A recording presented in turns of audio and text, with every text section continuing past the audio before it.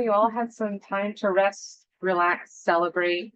And we're just so excited to be here at South Central Foundation today on the Alaska Native Medical Center campus with everybody here in the room and also online.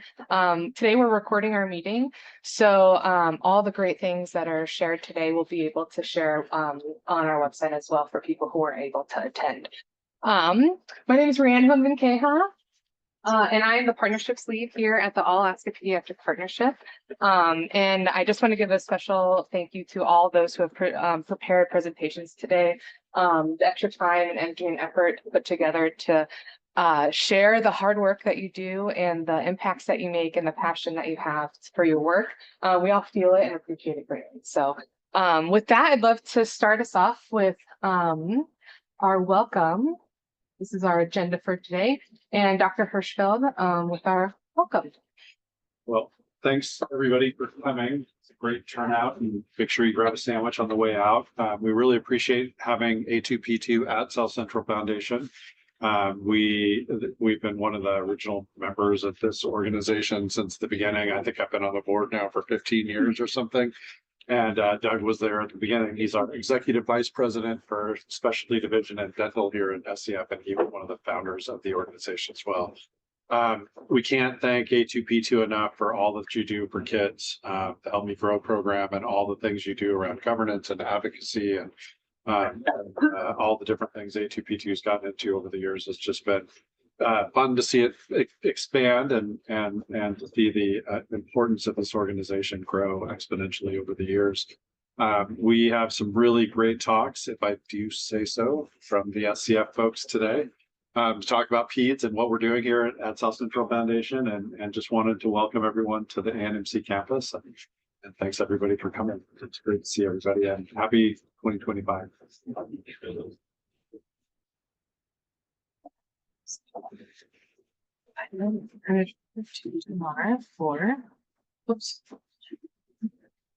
Hi everyone, I'm Tamar Ben Yosef, and I'm the executive director for A2P2, and I'll just reiterate our gratitude for having us here today and for sharing information with us.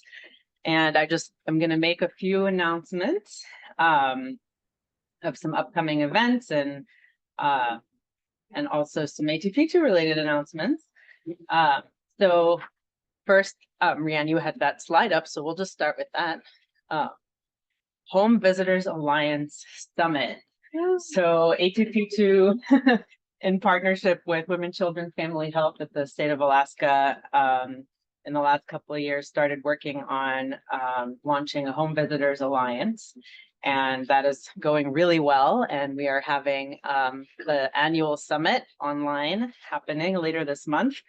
And this is open, it's free, and it's open to all home visitors in the state from the various models.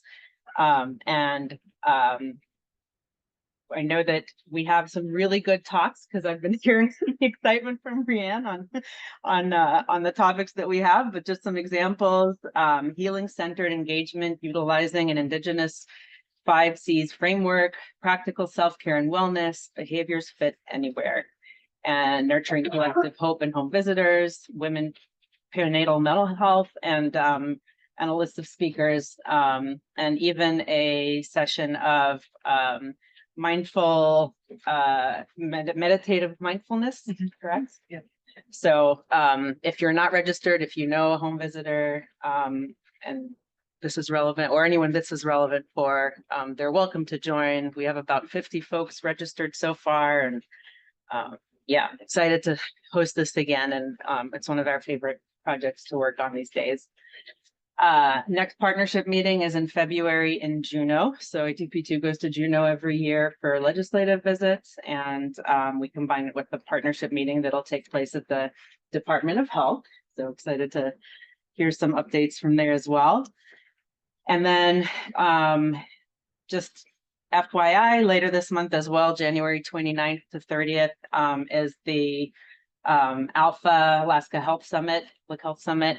And A2P2 has a short presentation on, I think, day 2 of the summit on our most recent publication, which is the Alaska Infant Early Childhood Mental Health Needs Assessment that we worked on and contracted Stellar Group to do the research and drafting of that report. The report comes with some concrete recommendations, and we're excited to see some of those recommendations already being implemented by different organizations in the state, and just looking forward to starting to present that information and share it. We're also compiling a list of folks who want paper copies of the report. We have it posted on our website, but if you're interested in a paper copy, just reach out to me or anyone at A2P2 and let us know, and we'll add you to that list. And then A2P2 related, if you like what we're doing, well, maybe not you guys because you all have jobs that you like, but if you know, so I'm not, blamed for poaching anyone, but A2P2 is hiring. We have 2 new positions open. They're positions that are new to the organization. As Matt said, we're growing exponentially, and it's all in service of the work that we're doing. And the 2 positions are for a new program. Well, not a new program, but a new name for the work we've already been doing for years, data and policy. And so we have a data and policy lead position opening and data and policy coordinator position opening. So if you enjoy data and working with data, telling stories with data, and engaging in advocacy, building relationships, that's then that is a good position for you. Those online, if you know anyone, help us share the positions. They're posted on our website as well. And last but not least, A2P2 under the name Help Me Grow Alaska is on Pick, Click, Give, and I committed to doing better about sharing that information in 2025. So yeah, consider us for when you do Pick, Click, Give for the dividend. And other than that, Happy New Year and thanks for coming. Excellent. All right, we'll go ahead and start with our first presentation today, Dr. Carly. Thank you so much. Yeah, come on up there. Thank you.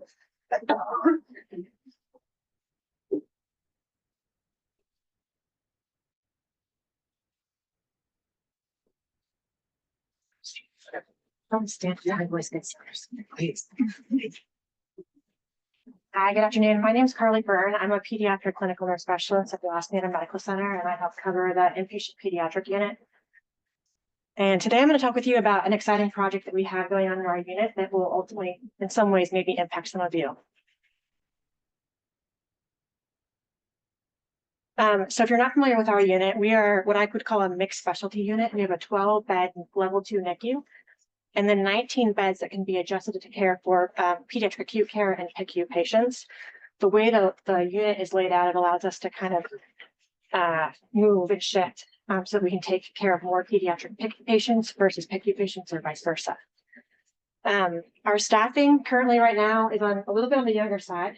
Like many national organizations and units, there has been some trend in movement in nursing. So our unit is not immune from that.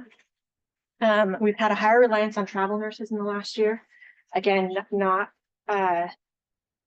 outside of the norm for what is happening nationally. And then we do have this unique ability in our unit to cross-train staff so they can float to the various specialty areas so that we can meet the needs of the pediatric patients based on their acuities. So we have had some feedback from our staff regarding just staffing in general. And so what we did was we took their feedback and made a problem statement. And so I won't read this word for word, but essentially we don't have an objective way to determine appropriate staffing based off of patient acuity. And instead are left with charge nurses and nurse leaders who need to use their previous experiences and their expertise to decide on what is the most appropriate assignment with feedback from the clinical staff. There are times when there's not agreement between the clinical staff and nurse leaders. This is common across all hospitals across the country. It's not unique to just us. But there are concerns that get voiced about patient safety and about whether or not the unit should remain open or closed. In today's data-driven world, implementation of an objective tool could help standardize expectations and language with both clinical staff and administration to better identify the needs of the unit. So what I'm talking about is an acuity tool, essentially that captures both the acuity of the patient and the cognitive workload of the nurse.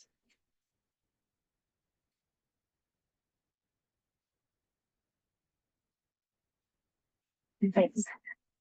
So there is a, That was not in the pictures I sent you. so, well, this is a pediatric nursing project. There is an impact to providers. This is a stock photo that I was the only one I could find of a provider. That's in Google Images, right? Yeah. AI enhanced. So the impact on all of you obviously is that you all have obligations as providers to take care of children, right? And there are times when you need your children to go into the inpatient setting for either acute or critical care, which requires that we have nurses to take care of them. And so we want to make sure that on our side that we're ready and available to meet your patient's needs and that we have the staffing available to do so. In terms of appropriate staffing, this is not a unique topic. In Alaska, it's a national debate about what really is the best model of care to meet the patient needs. We know that it's more than just a nurse to patient ratio, which is typically what a lot of people say we need to have. The state of California actually has mandated ratios, and that work has never really shown to have much of an improvement on patient safety. So we know that it's not just the nurse to patient ratio that is important for staffing. We know that there has been an increase in complexity in the kids that are admitted to our units, as well as the families and the complexity of their environments. We also know that the nursing models need to balance effectiveness with efficiency and with synergy of the patient needs and the nursing competency. Appropriate staffing, I've mentioned, is a national issue. There's a lot of organizations that have been focusing on this. One of the big ones is the American Association of Critical Care Nurses. It's the largest nursing organization in the country. They've been doing a lot of work. They've always had this national survey that they pass out to both acute care and critical care nurses for adults and peds. And what's interesting is when you look at their appropriate staffing questions and you start to slice and dice that data, they can show very clearly that appropriate staffing is the key factor in determining if a nurse is going to stay in their organization and stay in their profession, which is, I think, the more scary one for me. They do have some data to show that nurses are more likely to leave the profession altogether if they don't feel like they're appropriately staffed. They have the healthy work environment standards. Appropriate staffing is one of their standards. If you're not familiar with their standards, it might be worth looking at. It does apply to both primary care and acute care, critical care nursing. And then in the last couple of years, there's been the nurse staffing think tank and the nurse staffing task force that has come together to make some recommendations on best practices for the nursing workforce. We don't have time to cover all those recommendations, but there is some language in there about looking and reducing the physical and the cognitive workload of clinical nurses. We know that when a nurse starts their 12-hour shift, if they want to do everything right, everything perfectly, they can't do it in those 12 hours with their patient assignments currently right now. They're automatically set up for failure, so they're forced to have to cut corners. So we did an in-depth literature review to look at acuity tools. And what we found was that most of the acuity tools were not very robust. They're mostly homegrown and mostly based off of some opinions. Boston Children's Hospital has actually probably done the most work and have probably put the most science behind it. So they've come out with the Cameo acuity tools. They've been doing this for a long time. When they first came out with the work in 2015 and presented at a national conference, I remember sitting in the conference and thinking, this is fantastic. I want to go back and implement it. And then they showed me the tool and it was 7 pages long. And it was being scored like every 4 to 6 hours. And I was like, I don't know how I can convince nursing to do that type of work that often. But they've since done a lot of revisions to it. And I think it's the best tool out there, personally. So it was developed in partnership with nurse leaders, nurse researchers, and clinical staff. The goal was to capture important factors that impact acuity and staffing, not just tasks like how many IVs do you have to insert. It also looked at the cognitive workload of the nurse. So how is the nurse really spending their time to give that patient the care that they need and meet their needs? The tool has a couple of different versions based on the population. So there's an acute care version, and then there's a critical care version. The acute care one will apply to all specialty services in acute care. So if you were an oncology unit only for peds, it would apply to that. And then the ICU one applies to the various different PICUs. So if we, for some reason, had a number of cardiac surgeons for pediatrics come up here and we were able to justify having a cardiac ICU, we'd be able to use the same tool in a CVICU.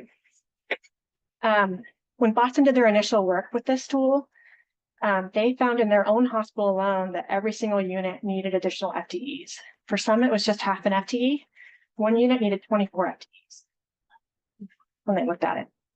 There's been several revisions to the tool. We'll kind of briefly skim over some of those, and the tool is now copyrighted just to preserve the integrity of the tool. So this is just an example of an acuity tool. This is the Cameo 3, so this is the PICU version. So they call it a 1-pager, I call it a 2-pager.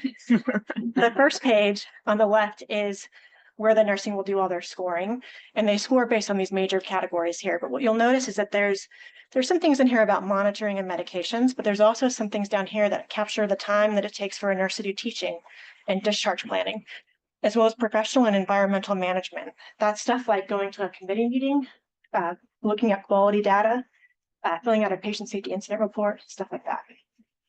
The second page gives a little bit more explanation to the first page, essentially to help them be able to appropriately score. In addition to that scoring page, there's some basic standards of care that they've identified. So these are things that automatically are not factored into or that are automatically factored in the tool without having to actually circle anything to score them. These are just the basic standards of care that every patient in the ICU would get. So at a minimum, you would get 54 points as an ICU patient. And then more if you meet other criteria. So once you add that basic score to the additional points that you might score on that first page, you get a total score. And from there, you can classify the patient as a 1 to a 5. The bulleted points in the description will identify sort of what that patient really looks like. It's just an easy way for the nursing staff to be able to verify that, in fact, they did score this patient appropriately. And then based off of the level of scoring, they'll be able to determine how many patients should this patient be paired up with. The other thing that it's going to be able to do, in addition to telling us that, is we'll be able to pull some data together to create graphs like this that will help us in leadership be able to look at overall what are our staffing and our acuity needs, so that we can proactively decide and make decisions on how many staff we need to have for different months of the year, et cetera. We do have some other metrics that we want to look at. One of them is employee satisfaction. We don't have an exact score or number identified just yet. The committee that is working on this needs to identify that number, but we know that we've got a couple of surveys that we can pull that already have questions tied to appropriate staffing, so we'll be able to use those as a measure. We also want to reduce the number of patient safety incident reports tied to staffing by 25% within 4 months. So these reports might be anywhere from a staff nurse who files their incident report saying we weren't appropriately staffed today. No harm really happened, but I feel like we weren't safely staffed, to maybe an event happened, and as we drilled down that event, we determined that there was a staffing factor component to that event. So we're looking at that. We're looking at the number of avoidable patient transfers to other pediatric centers. So to me, what that means is unavoidable are the patients that need to be admitted but cannot receive care at our hospital because of the services that we provide. So it's a child who may need to go to like primary children's hospital for a cardiac procedure. We're going to be looking at our incremental overtime. We want to decrease some of those numbers. In theory, if our assignments are balanced, we shouldn't be asking staff to stay later to chart. Some of our process measures are to go live by March 1st, sooner if we're ready. And then we have some additional information here about wanting to ensure that we're consistently using this tool 60 to 80% of the time within so many months. These numbers came out of a project that Boston was doing when they initially rolled out their project. I anticipate that we'll actually probably meet these metrics fairly easily. I think we'll get good engagement from our staff. And then in terms of recognition and sharing our learnings, we want to use this as an exemplar for our Beacon Award application in September 2026, which is a national award. It's kind of the Magnet Award for nursing at the unit level. And then we want to submit this work to national conferences and to also submit a manuscript as well. And these are just some articles of interest as a cameo. And then any questions? Yes. You said that the original tool, it had to be done like every 3 to 4 hours. Is 4 to that? 6 hours, yeah. Oh yeah, okay, 4 to 6. Is it the same with the 2-pager then, or did No. they change it? Great question. Yeah, it's now been changed. It's once a shift. Okay. Yep. It's at the end of their shift, the last 2 hours. That's nice. And they fill it, for the patient part, they fill out for each of their patients. Yep. Yeah. It's a little bit of captures kind of how their shift went, but then they can work with the charge nurse to determine, like, is the patient still going to be expected to be at this level for the next shift, or is it that we can back up because most of the care's been done. Carly, how widespread is this? Is this all over the country? People are starting to implement this, or are we one of the first couple after Boston, or? Great question, Matt. We are one of the first. I know that there are at least 12 children's hospitals that are working on this right now. We're the first in Alaska, and we're probably like number 13. Yep.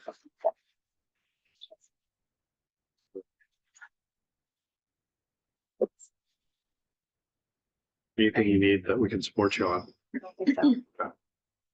How are we recruiting new nurses or helping the pipeline? Great question. I might happen to Stephanie to help answer that question. So I'm Stephanie McBride. I'm the new director of nursing for the patient areas. And I actually just interviewed a candidate before I came here, and I have another interview right after. There was definitely a holdup, a glitch in the matrix, if you will, that has now been resolved. I've done probably 10 interviews over the last week and a half. So we're definitely focused on, my focus is bringing in experienced nurses. We've been able to capture a lot of experienced NICU nurses, which does help because then we can keep our peds nurses out in pediatrics and hopefully grow them into future PICU nurses. So I think there's been a little bit of tug of war with some of the pediatric nurses and pulling them to the NICU space to help with our feeder growers, but then they're not becoming experts in the PICU space. So we're hiring all the way around experience. So. If another hospital were to call A2P2 and ask, how can we get involved with this somehow for the non-PICU stuff? Can we direct them to you? Yeah, definitely. For sure. All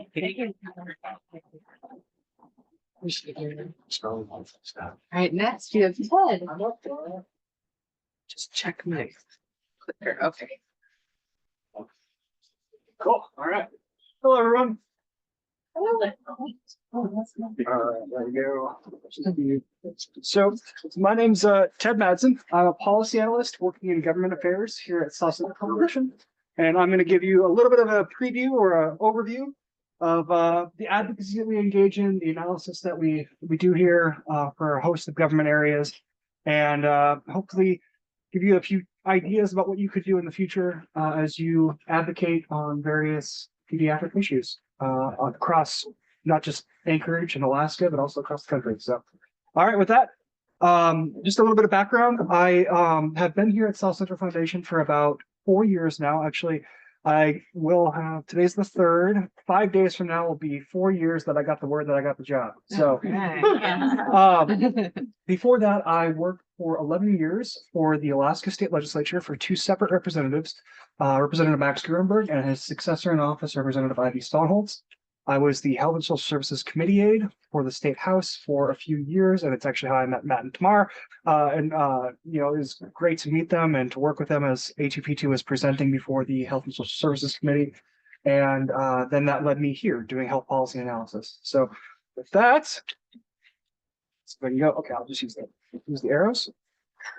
Maybe not use the arrow. Okay, there we go.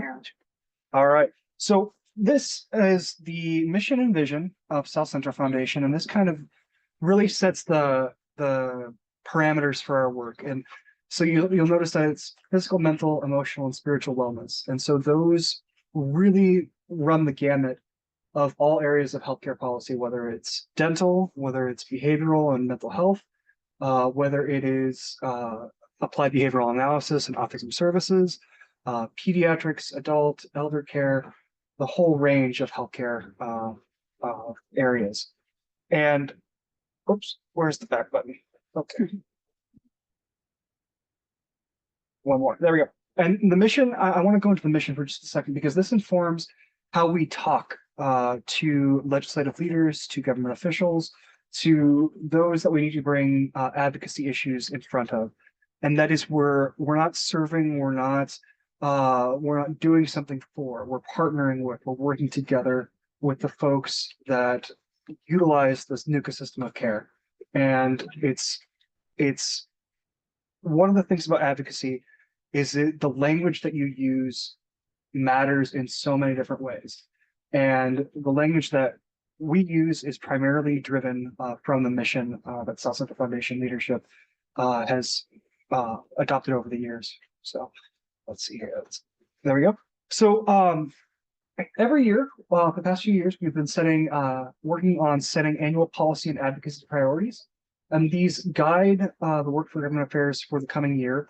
And this is just a couple of examples of areas that we've looked at over the past few years, whether it's autism services regulations. There's a lot of regulations that the state puts out. I'm sure, if you don't mind, I'm not going to put you on the spot too much. If you're with the state, can you raise your hand? Just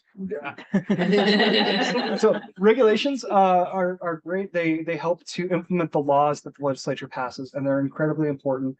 And there's a lot of them, and they come out almost on a weekly or even daily basis, depending on the area of policy that it's being looked at. So, for example, autism services regulations came out, oh gosh, about 18 months ago, Anne, I want to say, and we looked at those. We offered comments, and then we've got a few other policy areas here related to mental health education for youth, as well as looking at more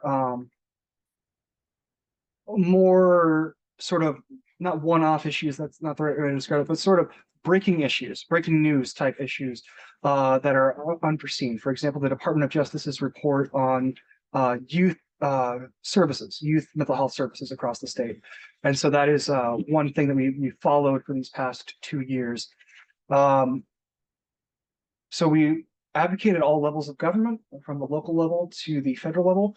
One of the main items that we work on here at the local level that does impact youth in crisis is the mobile crisis team, to make sure that service that the municipality offers is robust and continues, because it is such an essential, in the short time that it's been operating, it's become such an essential component of the behavioral health system of care in this city.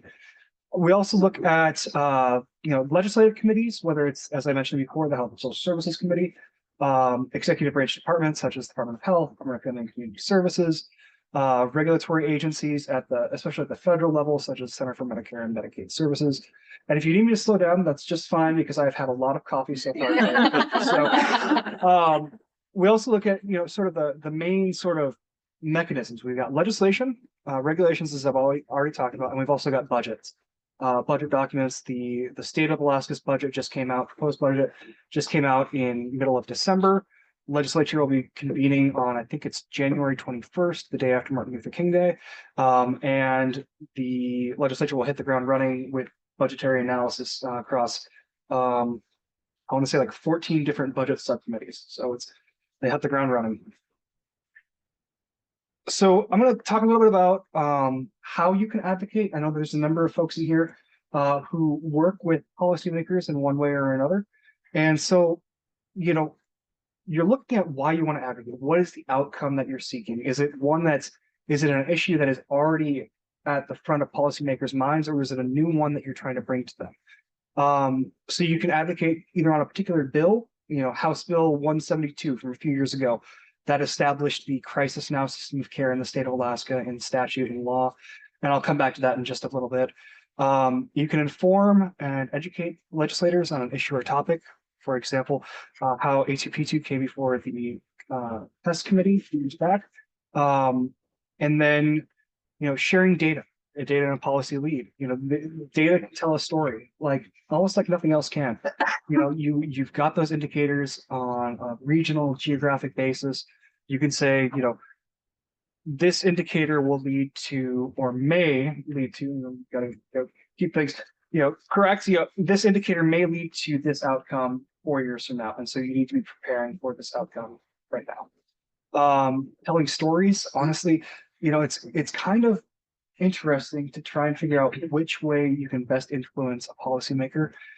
Some of them, they need the story. They need the, personal story of how this policy area impacts this family, this kid, this constituent. And others really enjoy the data. It's really interesting to see which is which. And some of them like both, but having both in your advocacy materials is probably the best way to go as you go forward. And then ultimately, it's about building relationships. I think, there's ways to build relationships with policymakers, especially legislative policymakers. They've got all year long constituent meetings. They have town hall meetings either in their district themselves or at the Legislative Information Office in their community. The Anchorage Legislative Office Building is over at the corner of Minnesota and Benson, for those of you who haven't been there. And it's all the Anchorage area legislators have offices there. And you can go there and you can chat with your legislators or their staff and get to know them. They also have, sometimes they'll have Zoom meetings from Juneau where they'll be staying in Juneau, but in like a Wednesday evening, they'll have an open Zoom session for folks from their district to come on and have a good update about what's going on in Juneau. A2P2 does the fly-in, and many organizations do as well. You can also call legislative offices and ask to speak with folks and provide testimony before legislative committees on a particular bill of concern. Most of the year, most of the legislative session, there will be about a week's notice before a bill comes up for testimony and that sort of thing. And so you'll have a little bit of a heads up. You can call in, you can fly down, you can offer written testimony. And I'm going to step back for just a second. So this is mostly building relationships with legislators in a legislative context. I'm going to get a little political here for a second, but not partisan. And so one thing you can do is what a mentor of mine many years ago said is you can vote 3 times for your legislator. And that means you can vote for them if you want to. I'm not going to tell you who to vote for, but you vote for them at the ballot box. You vote for them with a small dollar contribution, $20, and they'll know your name. And then you can vote for them with a little bit of time. And that helps you build that relationship with that legislator in a very real and concrete fashion. They can go, oh, you helped me, get elected. What do you need? And so that is one way to do it. And it's not some kind of nefarious thing. It's just helping another Alaskan out who wants to represent you in the state legislature. This works for your individual legislator, whoever represents you in the state house or state senate. And then you also can make your voice heard through letters of support, letter writing campaigns, letters of opposition, written testimony. I would recommend caution against letters of opposition because that is primarily something that you'd want to have a conversation about and just say, hey, we have this particular issue with this bill. Can you change this aspect of it to make it better for the folks that we're advocating for? Coming out in explicit opposition tends to ruffle feathers and can damage that relationship that you've been working hard to build. And with that, I'm going to add a couple of things for the SCF staff in the room. One is we have 2 procedures that guide the work for the Government Affairs Department. The first one sort of outlines our processes for how to comment on regulations, comment on legislation, and that's our main intergovernmental affairs procedure.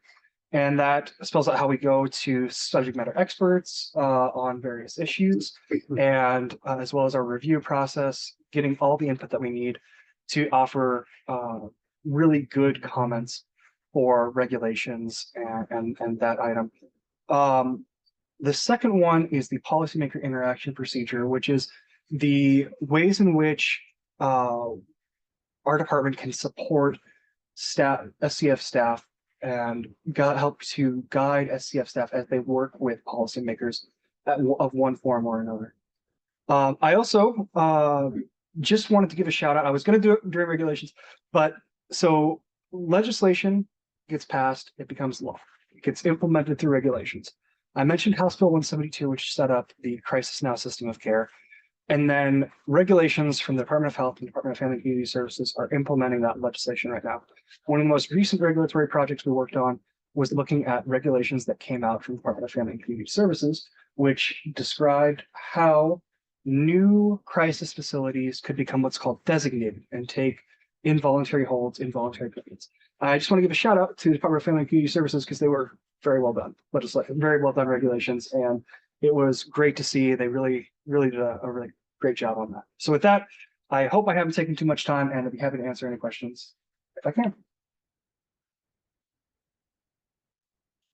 I have a question. So Yes. I'm Amy Simpson. I'm the Executive Director of Programs for Infants and Children, the infant learning program that covers Anchorage and then 6 communities around Iliamna. Oh, So we partner with South Central Foundation very closely. And this year there will be, so within infant learning, so for a child to be eligible for infant learning currently they have to have a 50% delay before they're eligible. I know, it's criminal. And so this year there will be bills to lower the eligibility for early intervention to 25%. And so we are hopeful that we can call on South Central Foundation, A2P2 to help support that effort, because it will be a heavy lift. But like you said, it's you know, and changing the regulations and all of that to make sure that happens. So I appreciate your presentation as a really good reminder, and I've checked off my list. Oh yeah, I've done that. So I hope to be able to reach out to you as more information becomes available to share this information across your organization. Thank you. I guess that wasn't a question. That's Sorry. Good point.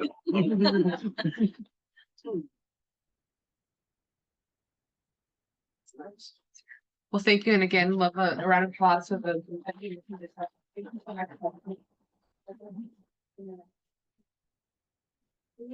Right, next we have Anne and her team. We've got a whole group together from the Child and Family Developmental Services here. Give me a stamp. You want to just, we'll just go up and. Okay. Yeah. And this button should work now. I'm just gonna. Button here. Yeah, just. Okay, cool.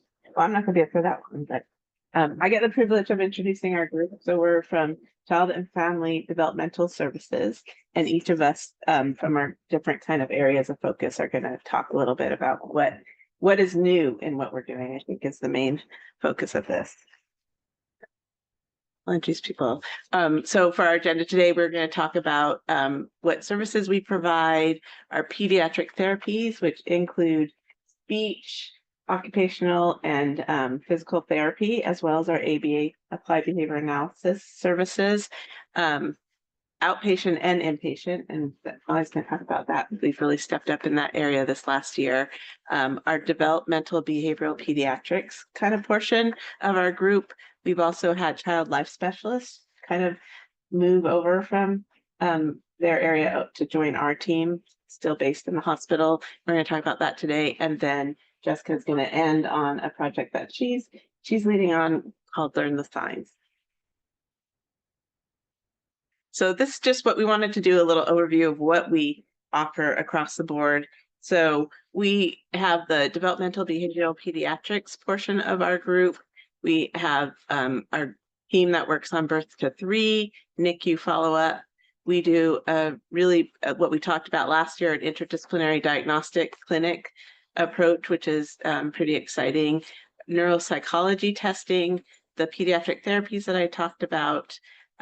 Also, Seattle Children's has someone comes up quarterly that works on medicine and rehab work here. We do week-long therapy intensives for individuals that are out of the Anchorage area that have no access to the services that we provide and need to be in person to get some kind of benefit from what we're doing.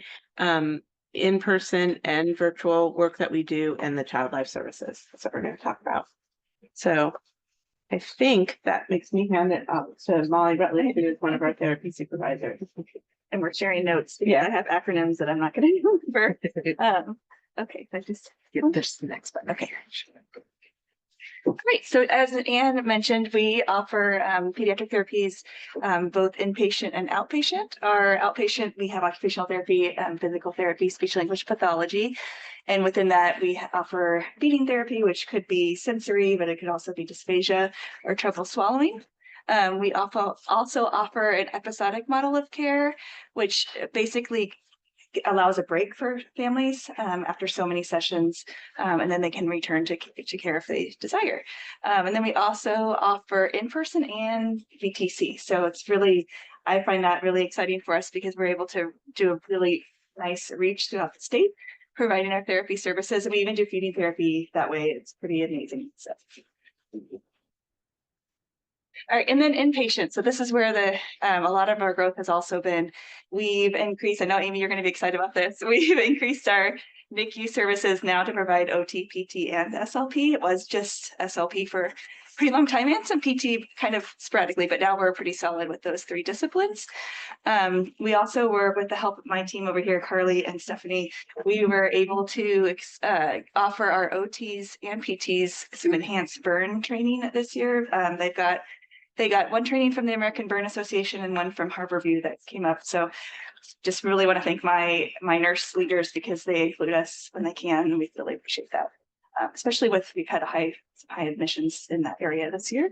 We're also excited that because we are revamping our fiber optic endoscopic evaluation of swallowing procedures, we are getting 4 new scopes, and they're smaller, so more appropriate for infants.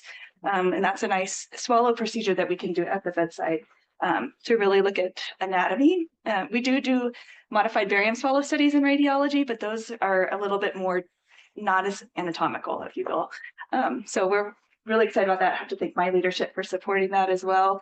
The equipment's rolling in and we're all pretty excited. So, and then lastly, I know you guys know about CHAMPS 2 already, but that's the one I have to look. Communities and hospitals advancing maternity practices. So our hospital was one of 100 selected in the country to just enhance our breastfeeding rates and decrease our racial inequalities in vulnerable populations. So excited that we have that going. That was me. So we have a handful of us that are, I'm a clinical supervisor, Molly's one of our therapy supervisors. So applied behavior analysis, we're kind of an interesting part of the clinic. We kind of fall in, if you looked at how we're kind of made up, we fall in between kind of behavioral health and medical, even though we are under the medical umbrella here. So we are one of the only services I know about that's tied specifically to a diagnosis. So the only way to access us right now through medical services is with an autism diagnosis. We do a little bit more. We see kids multiple times in a week. So we see kids 3 to 5 times a week, which is more intensive. And the real challenge has been that most of our kids that would have the highest level of need in autism services or ABA services would qualify for 30 hours a week, which isn't a very good public health model to if you're looking at really trying to scale up. So we're working on how to do this in a way that we can get really effective services in place.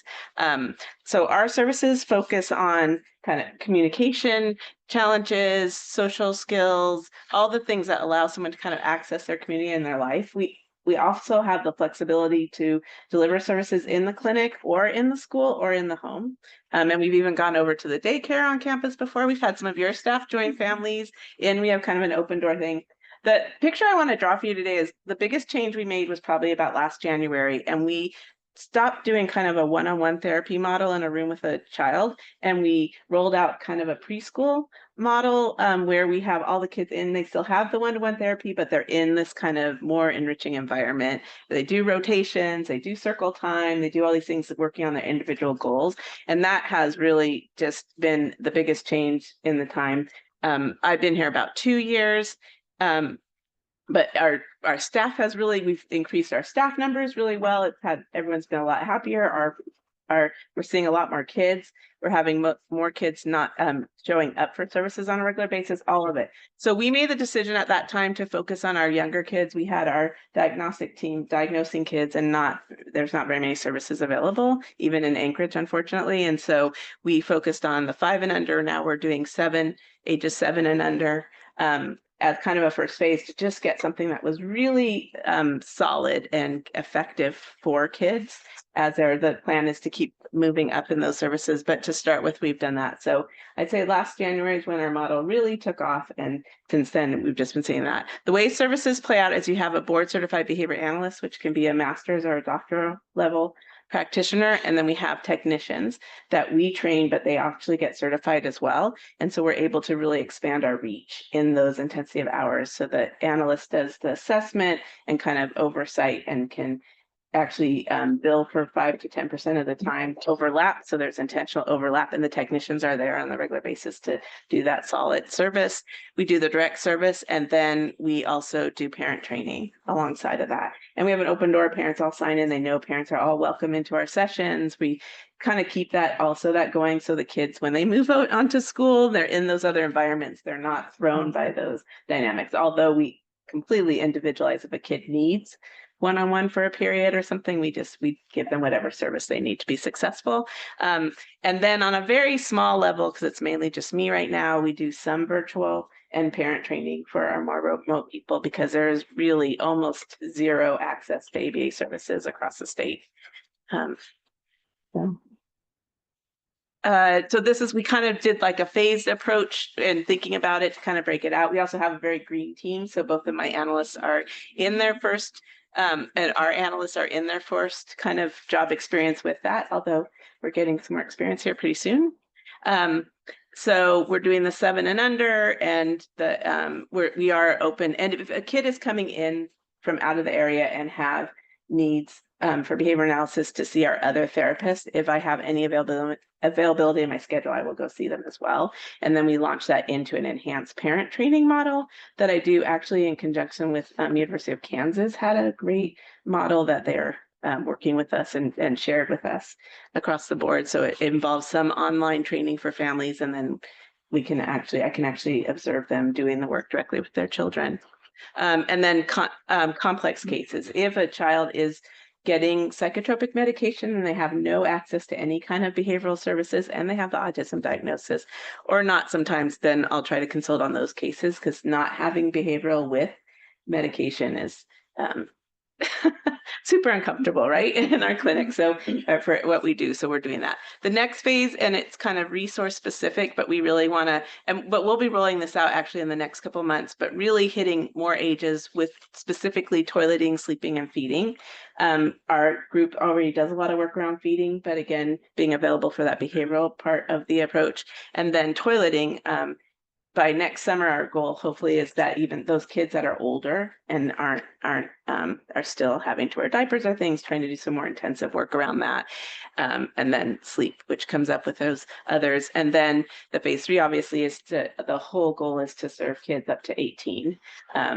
Really want to get back, my background before coming here was really with older kids with really challenging behavior, and we would like to do that, but that has to be kind of a whole project in its own, because you can't do like, I'm going to see you Tuesday and Thursday. That's when you're dealing with those kinds of challenges. So we all know that there's some pretty big challenges with that across our state, and hope to get involved with that at some point as well. Yeah. So, and next is. Yeah, you're up. So I'm always standing up there. All right, so I'm Randy Zerzak, I'm the medical director, and I've been here since we opened 6 years ago, and working with folks like Ann and Molly.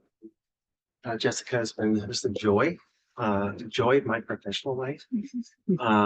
And so when we're looking at the first slide, everything that says that we've done in the last 6 years, I turned to Doug and said, not bad for a 6-year-old.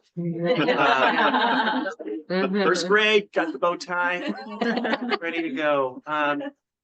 We had a couple of rough years with COVID, put us behind, a little delay, but we caught up and we're moving ahead. I just wanted to mention a couple of things that are new in the last year or two. We have a pediatric neuropsychologist, which is kind of a top tier for assessments of children. Dr. Aman sees children under 18 years old. She is not only part of our diagnostic teams, but she also sees kids directly as a referral, but she's one provider in a big state. And so we know that this is a need that needs to be filled in a greater way. And we've got some plans to expand this clinical service in the year to come.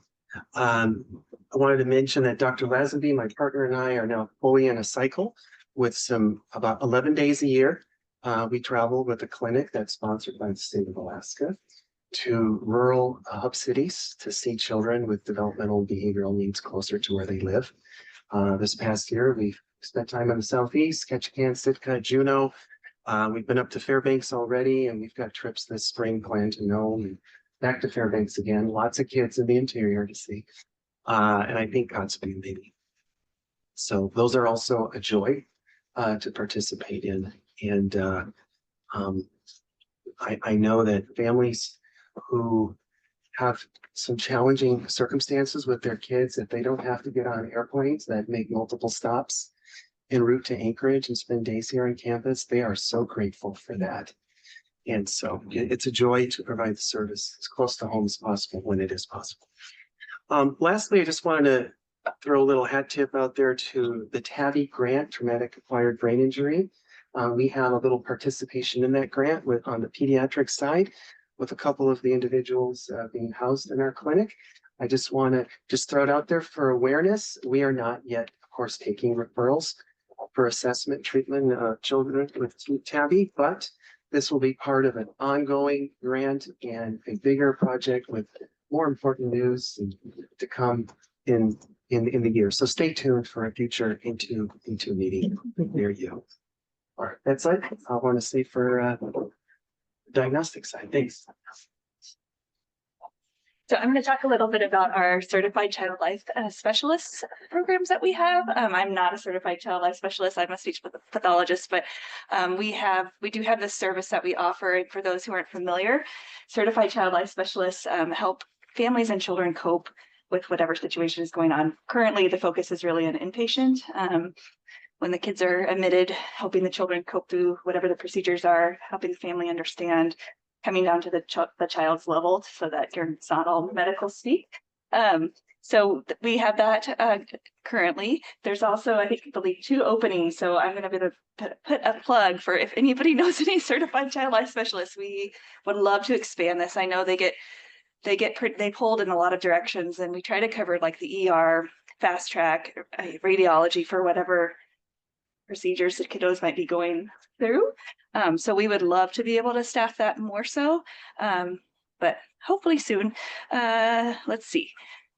Yeah, that's kind of a quick overview of child life services, and I'm welcome to take questions when we're at the end. All of us are kind of familiar with that, but it's not always well known in hospitals that we have that service. So also if you have children that are undergoing any hospitalizations, you can ask for a certified child life specialist. And I know Providence has them, and that's just it's a lovely service to help the families. So that's fast.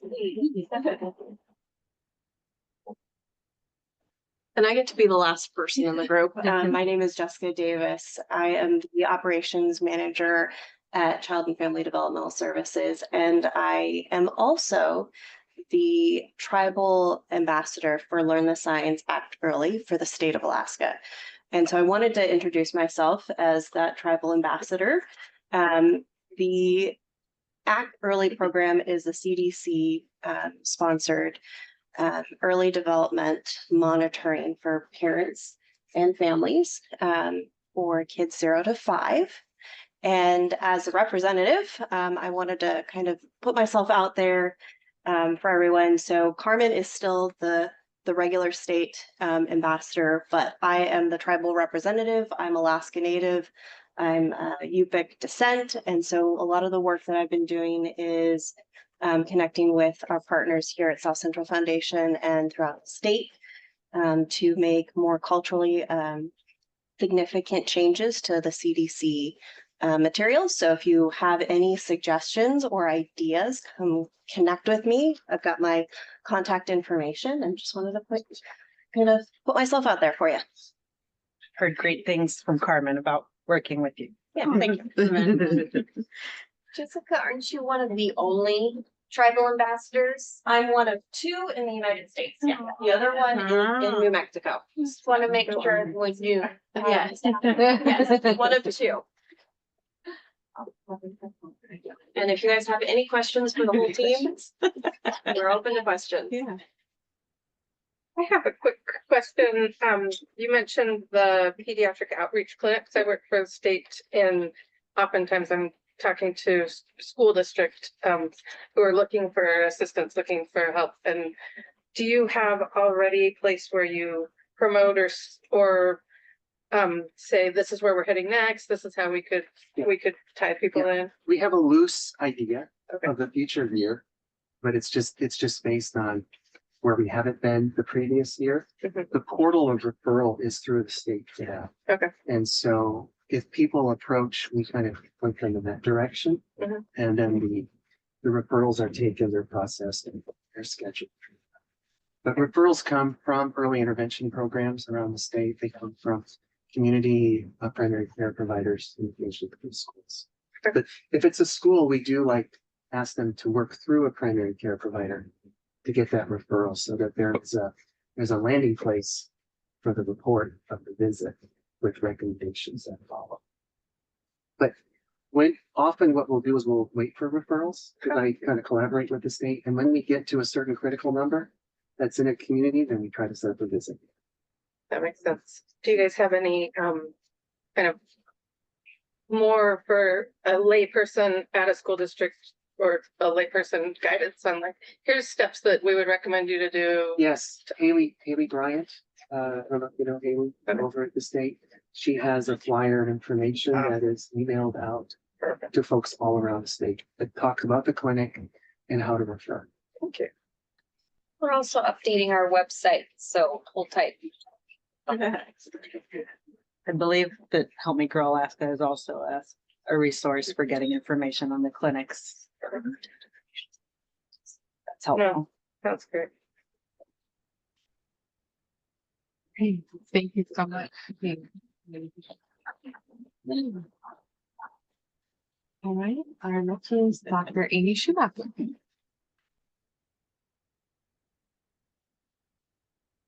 All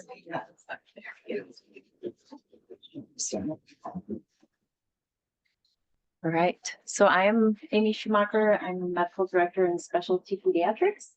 And we have done an update within the last year. So this is just to kind of refresh where we're growing and to thank Matt and Doug for supporting this growth.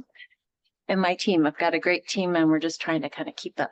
So, and Kelly made these beautiful slides, hiding a bunch of them. Since we're duplicating them. Most exciting is we're really focused on access for our customer owners. And so we've been, I don't know if exponential is the right word, but that's sometimes how it feels, in bringing our subspecialists onto campus to see families here, which has huge benefits for them and us. And so I think since I talked last, we were really excited having nephrology and GI on board. You'll get to see Tanya's smiling face. And coming soon, pediatric palliative care this month, and then expansion in neurology is happening this month. So we're super excited about that. Some things on our wish list, but those are what are happening now.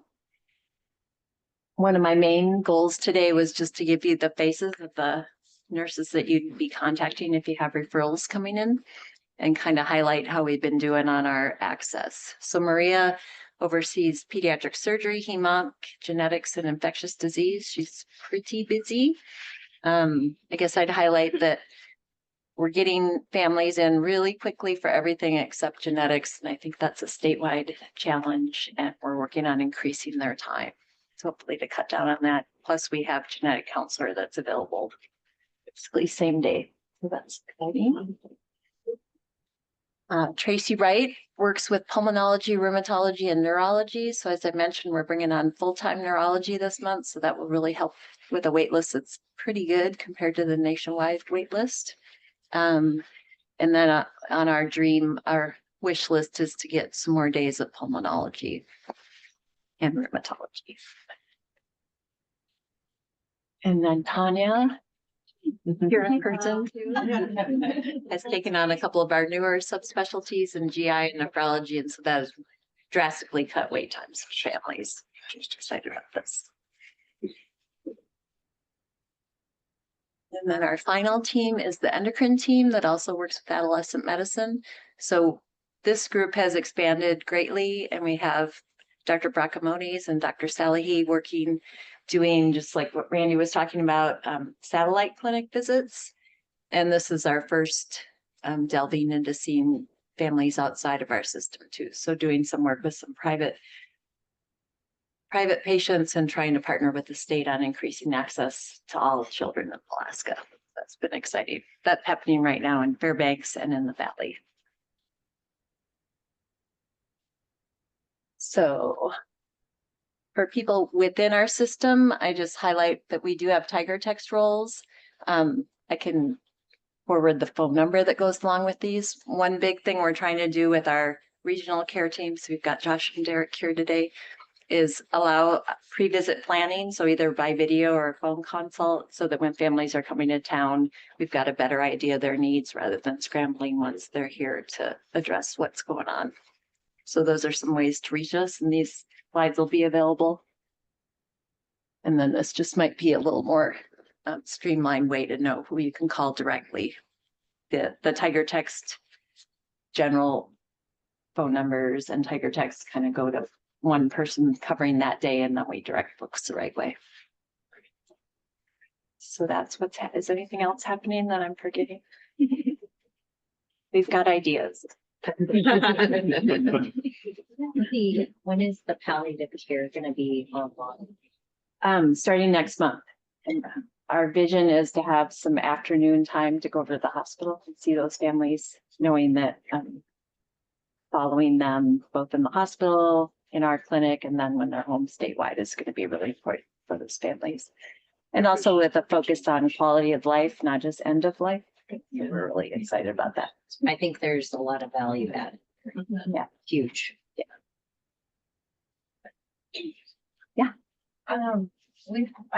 I worked with Dr. Girl last night, and we've had an uptick in families calling looking for like support groups specifically related to connecting with other parents that have children with the same diagnosis, medical diagnosis, long-term medical diagnosis that their child is struggling with.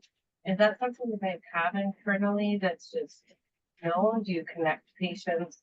How does HIPAA affect these things? Yeah.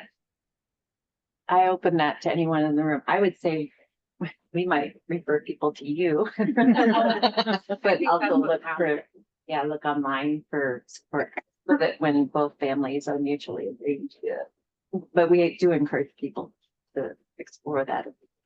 Because as far as existing resources that we know about, there's not a lot of like diagnosis specific connections, and most of them, the reason I thought of it is because you asked what palliative care, most of them are grief support after the loss of the child, and not really during the navigation to the long-term diagnosis. I didn't know if they're doing so much. I didn't know. Yeah, we don't have a formal system. So Even have you like when families ask circles. So Yeah. our Family Wellness Warrior group does have a grief and loss learning circle that might be a good support for those, and that's open to the public. Okay. They don't have to be just on executive program to go to those learning circles. The information is available on our South Central Foundation website. But as far as earlier, nothing formal.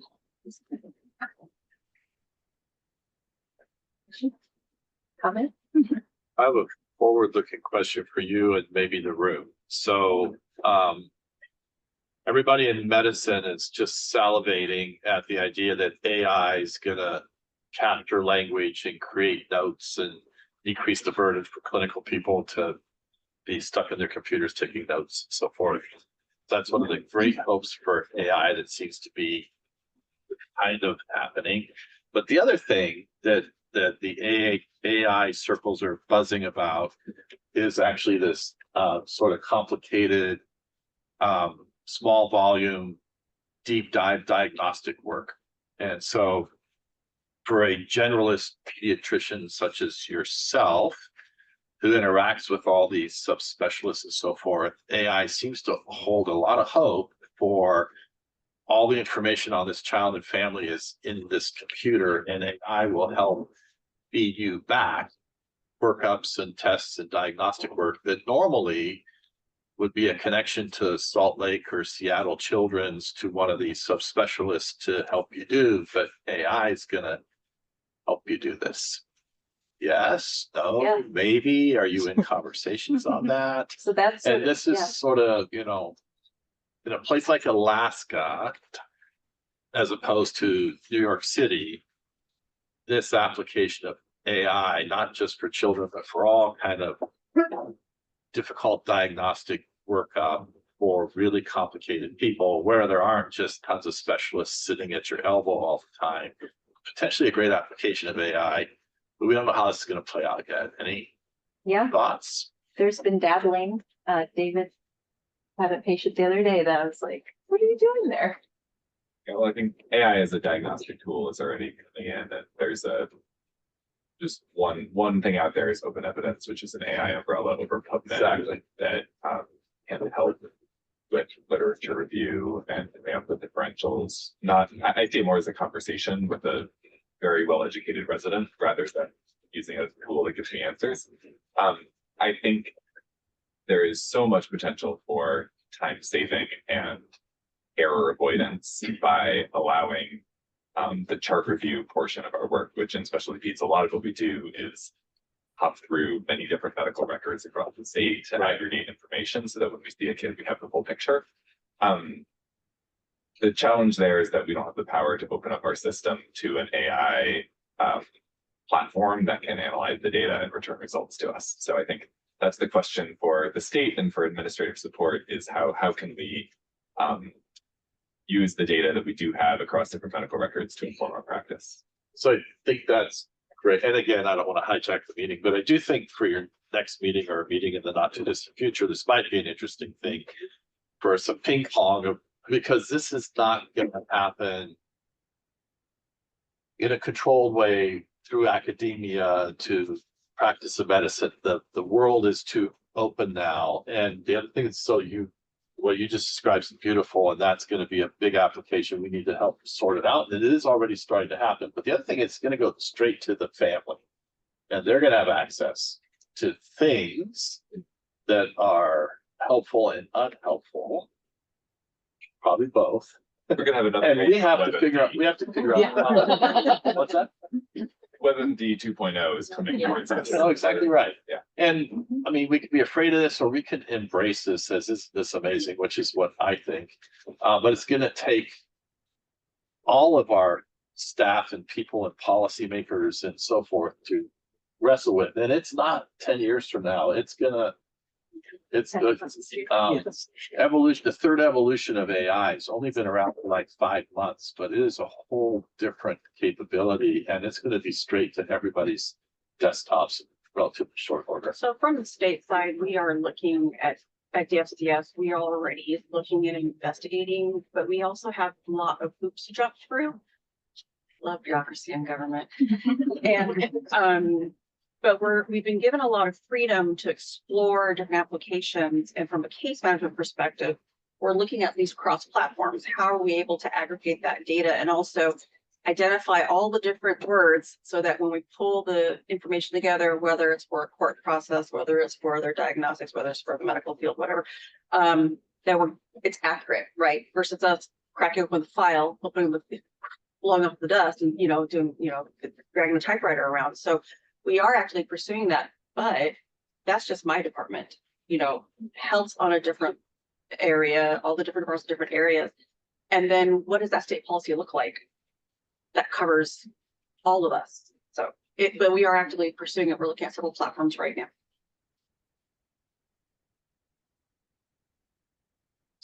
I'm like 16 months from retirement, and I'm just thankful I'm gonna live. No, you're not. I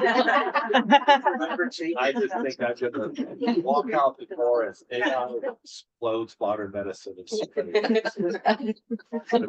Great. Hawaii can wait. Good luck to Hawaii all of you. Hawaii can wait.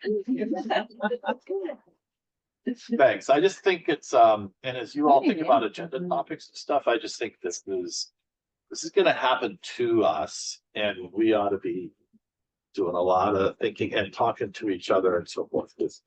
It's going to happen to us, and this wave we've been kind of waiting for a decade, it's about to hit the shore. So anyway, and I think in this area, Yeah, I've seen the Oracle examples of the chart review. Like, oh, that would have taken so long. Well, It's also Commissioner gonna be in the Koval hands just of signed herself up families. for a presentation at a partnership meeting. I just said you signed yourself up for a meeting. Oh, God, no. All right, thank you.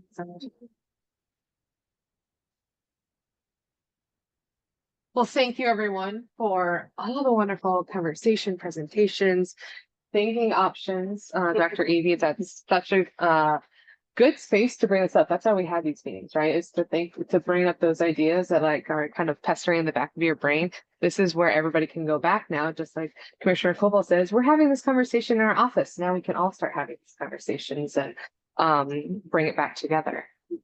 As wonderful Jessica had talked about, we partner a lot with Jessica. She spoke at our Home Visitors Alliance Summit last year about Women's Science Act early developmental screening.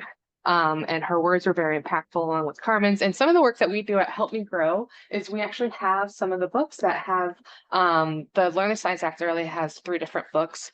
Baby's Busy Day, Where's Bear, and An Amazing Me. And it's a 1-year-old book, a 2-year-old book, and essentially a 3 to 5-year-old book. And we have worked to make them into Alaska versions. And so we actually have some of the books in the back.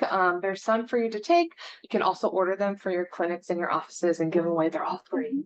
All the materials in the back are all free, which is wonderful. We can be here as a resource in many ways, not only for free materials that support the work and connections to families that you do, but also with Help Me Grow Alaska. And I know I'm probably speaking to the choir here in the room, but also for those online about Help Me Grow Alaska. We are a source for connection, for resource, for support in child growth and development, resource and referrals, any way that we can support a family through the different times of life. We have wonderful family support specialists. We have 7 of them now, and they're incredible active listeners, caring, compassionate people who listen to a family about their different needs and then search our incredible database for all the clinics that you all are have added, all the information that all the specialty clinics in this room are a part of and across the state to be able to connect them to the right resources. So if you don't have the information, there's stuff in the back for you to take. Online, you can take a screenshot because please call us. We would love to help. And we've had incredible numbers. This has been a huge year for Help Me Grow Alaska. Sonia kind of put you on the spot. We ended the year with an incredible 2,100 cases. 2,124 cases. Yeah, it's been, we went from last year, we closed out just under 1,500 cases. So that kind of shows you the growth year to year. And this year we had 4 months in a row that we broke 200 cases. So thank God we have 7 families. Because otherwise they would all quit. Too busy. But it's really good work. It's really demonstrating the tremendous need families have to have guidance and support when trying to access these really critical services for their children. And the really good work that we get to do every day, making sure that families are connected to the right people the first time and don't get frustrated and quit. Yeah. I love our, just to give you an inside peek at our A2P2 staff meetings, every week we talk about like our bright spots and our challenges, and every one of the family support specialists, and I know you're listening, always has the most like wonderful positive stories. Like, I really don't have any challenges. I wish more people would call me back, but that they're probably busy taking care of their kids. And I'm so excited that they call me back. Like, it's just a passion and a love and a gratitude for every family that calls. And I can't recommend it enough, encourage it enough to share that line. I've used it myself as a parent, and it's just such a wonderful support, especially in the stress of like, how do I get my answers? So please share it and use our services. Yeah. I want to give one final shout out to the family support specialists that for year to date, the connection rate for families for cases has been just under 80%, 79.2% of successful connection rate to referrals, and 13% of those that remain that don't fall under the connected is lost to follow up, but not necessarily they didn't connect, but they just didn't, respond or call back to let us know if they got connected. So, we still have huge gaps in resources and services in the state, but families are getting services where they exist. So more services, the sky's the limit on connection. Exactly. And then one last little plug for our Partnership Access Line Pediatric Alaska PALPAC. If you haven't ever used this or haven't heard of it, this is a wonderful support for providers like yourselves, prescribing medical providers, to be able to access in terms of needing psychiatric support for their child and adolescent. So that can come in terms of needing support around what to prescribe, how to support the family or the child. Essentially, it's another professional who is in the psychiatric world to support them in supporting that child and youth. So there's a phone number here. If you have more questions about it, you can also call Help Me Grow Alaska. Our family support specialist can talk more about it. And there's also some information on the back. And truly, thank you everyone for being here today, for sharing. This has been such an uplifting meeting. I can really feel the passion from each of you and the love that you share to across the state. So really thank you for all your work and thank you for joining us today. Really appreciate it. Happy 2025. You know all the right people. I just stand up here and say, thank you, really.